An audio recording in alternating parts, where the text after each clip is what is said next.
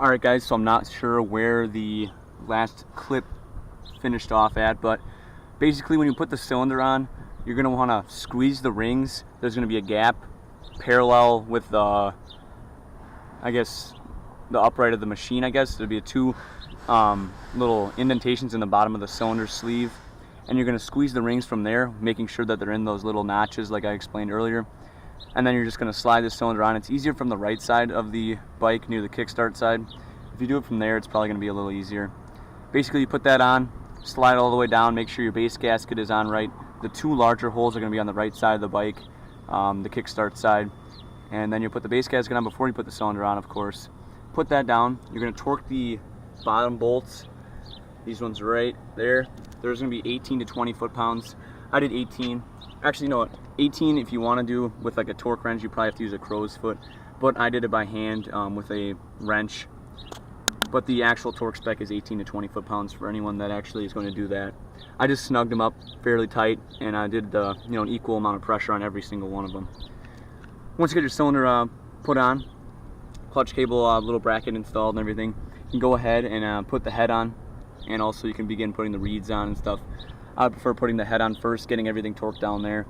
The head, you basically put the head gasket on with the flat edge. It's like two studs on the right side near the kickstart. It's got a flat part, and the arrow points to the front towards the exhaust.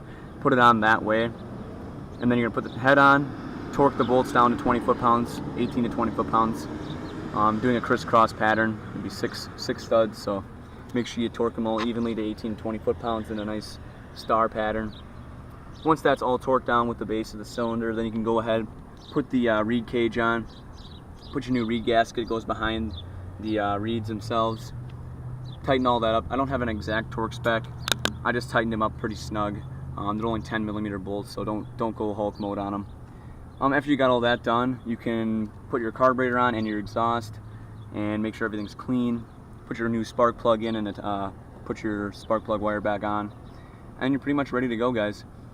And just check everything, check all your wiring. I would recommend doing a fluid change if you're doing a top end rebuild on your trans. It takes 0.87 quarts of oil, so just over 3/4 of a quart. It's always good to change it if it hasn't been changed in a while.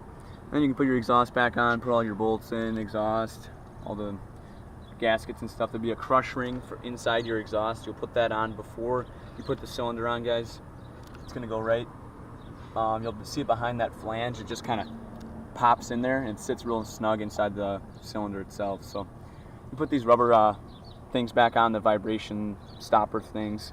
You can put those on after you have everything torqued down and everything. That's pretty much it for the top end rebuild, guys.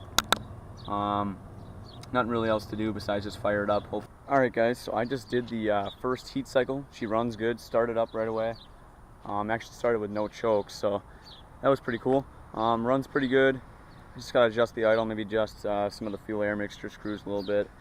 But for break-ins, guys, do not just let it sit there and idle. That is one of the worst things you can do.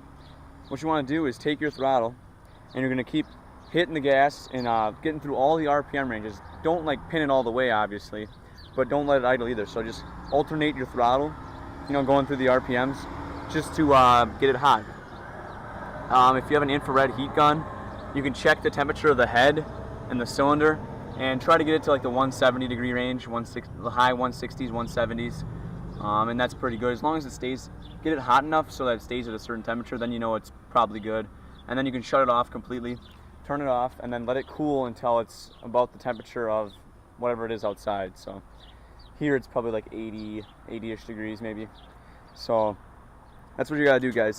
Basically, you just let it go all through all the RPM ranges, get it hot enough up to the operating temperature, and do this 3 times, guys. So you'll do 3 heat cycles, and then you can pretty much go from there. And don't ham on it full throttle right off the bat after the heat cycles. Give it a little time to break in, and then you can just go nuts with it. So that's it's pretty simple. Just want to make sure some of you guys don't know how to break in a blaster properly. So that's how you do it. Don't just let it idle. Go through all the RPM ranges, and you should be fine. Make sure you run good 2-stroke oil. If you're doing a blaster, probably use Yamaha 2-stroke. That's what I use. Mixed it 32-to-1, which is 4 ounces of 2-stroke oil per gallon of gas, and you should be mint.